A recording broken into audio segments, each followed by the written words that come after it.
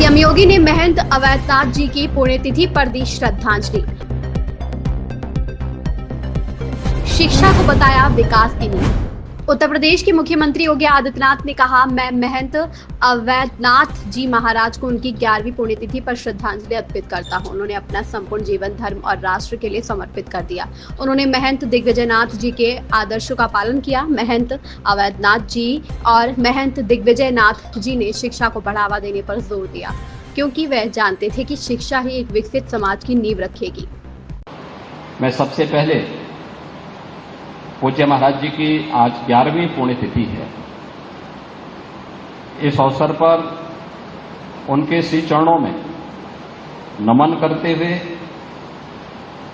गोरक्षपीठ की ओर से, उससे संबद्ध संस्थाओं की ओर से उन्हें विनम्र श्रद्धांजलि अर्पित करता हूं। पूज्य महाराज जी का सानिध्य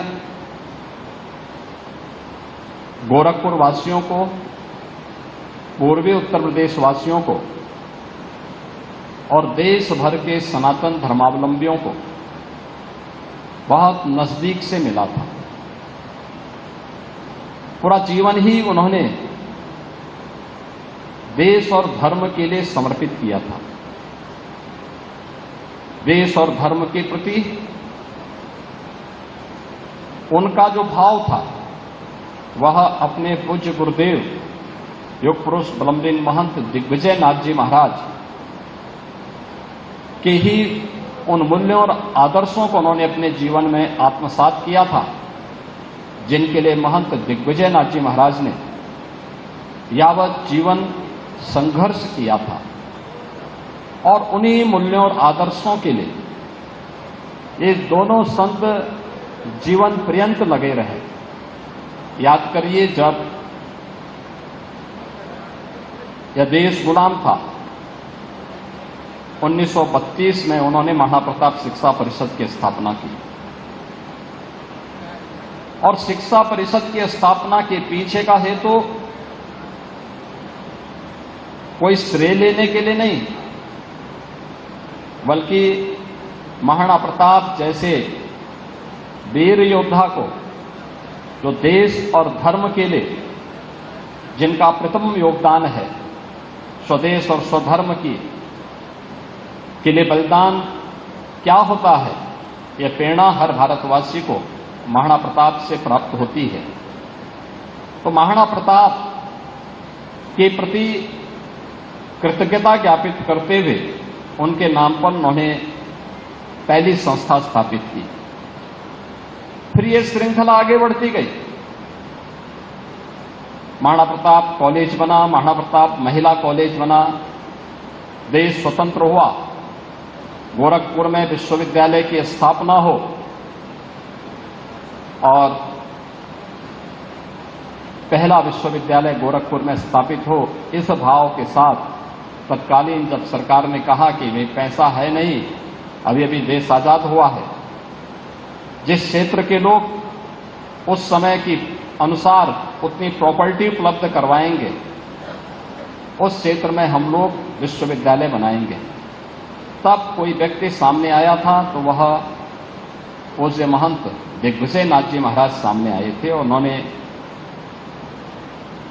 मंदिर से जुड़ी हुई दो संस्थाएं, महाराणा प्रताप महाविद्यालय और महाराणा प्रताप महिला महाविद्यालय, प्रदेश सरकार को देकर के गोरखपुर में विश्वविद्यालय की स्थापना का शुभारंभ किया था।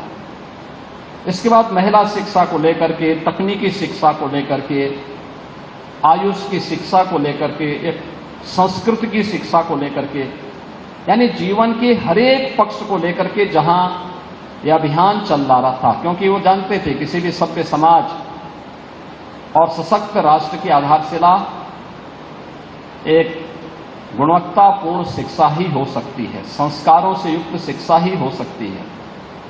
एक और इस पर ध्यान देना।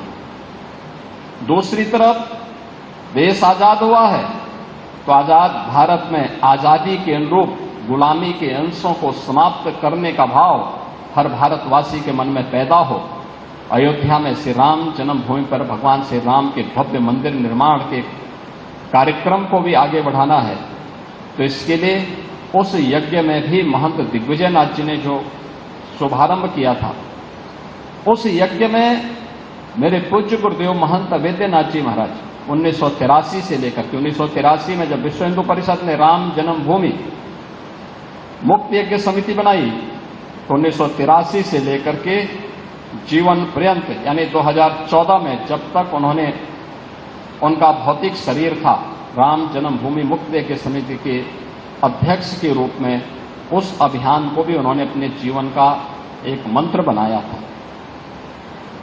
समाज को तोड़ने की वाली ताकतें लगातार काम कर रही हैं, इससे भी वे चिंतित रहते थे और इसके लिए यावत जीवन सामाजिक समरसता के लिए कार्य करना है, छूआछूत और अस्पृश्यता के खिलाफ अभियान चलाना है, लगातार इन सभी के लिए कार्य करते रहे। जीवन का कोई ऐसा पक्ष नहीं था जो भारत के हित में हो, सनातन धर्म के हित में हो, और आचार्य द्वय महंत दिग्विजयनाथ जी महाराज और महंत अवेद्यनाथ जी महाराज का उसमें सक्रिय सहभागिता उस कार्यक्रम में न रही हो, ऐसा पक्ष देख पाना बहुत कठिन था।